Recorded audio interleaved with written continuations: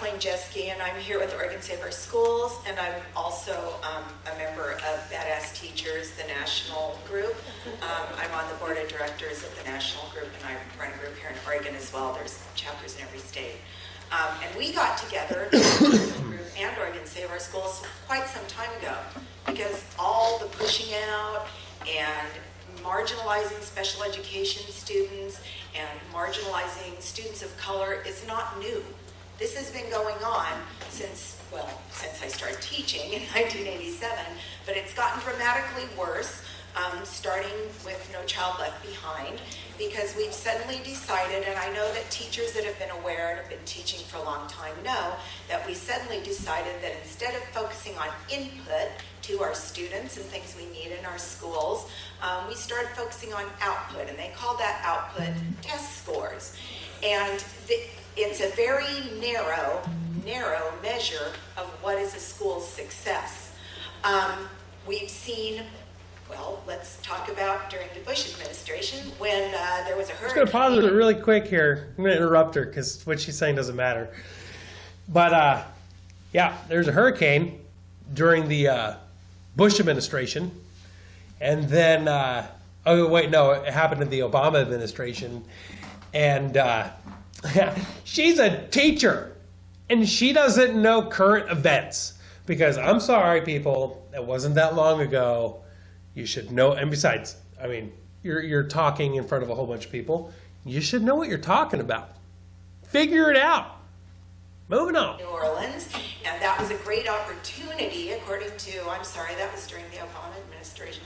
Arnie Duncan decided that he was going to take care of that by... All right, so the hurricane happened under Bush, but Obama... happened during Bush. Wait for it. Later, Wait for it. We're going to clean up the schools, and we're going to bring in this market-based sort of school reform.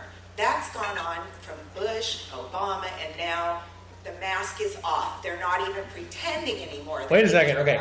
So I'm just going to get ahead of her a little bit. Bush had the hurricane. Obama kicked all the black teachers out. And now it's all about privatization, which she's not wrong that the mask is off and we want privatization. But here's the thing, though. If she was paying attention for the last 15, 20 years or so, we've been talking about privatization for a very long time. All right. We've been talking about getting rid of the public school system for a very long time. We've been talking about school choice for a very long time. It's not new. It's not, something that Bush came up with or Obama came up with or the global elite. Did you catch that? The global elite came up with. We've been talking about it for a long time because guess what, America? That's common sense. Moving on. Public schools. This is a global elite that is trying to privatize everything, and our schools Correct. are number one on their list right now. In New Orleans, they pushed out all the teachers of color. They later won a lawsuit, but they didn't get their jobs back. 6,000 women, mostly, black women mostly, in New Orleans lost their jobs in favor of the new charterized, privatized schools. And they're not back. Those schools are mostly manned by Teach for America people that were short-term teachers, not career teachers, special education All right. students. So you saw the lady shaking her head, at that whole not career teachers. Maybe not career teachers is what we need. Maybe we need schools that only hire teachers that will teach our kids. Not career teachers. Not teachers who have been in the system for a long time and they haven't kept up or moved on or whatever the case might be. Maybe these charter schools are what we need to do. Now, granted, I'll be the first one to admit, not every school is perfect. There's some charter schools that are worse than public schools. There's some Christian schools that might be worse than public schools. There's some private academies that might be worse than public schools. But guess what? If there's school choice and you get to pick where your kid's going to go and that kid is going to go to where he's going to get, or he or she are going to get the best education possible, those crappy schools, they're not going to exist anymore either. Public, private, Christian, charter, doesn't matter. Competition. Competition drives success.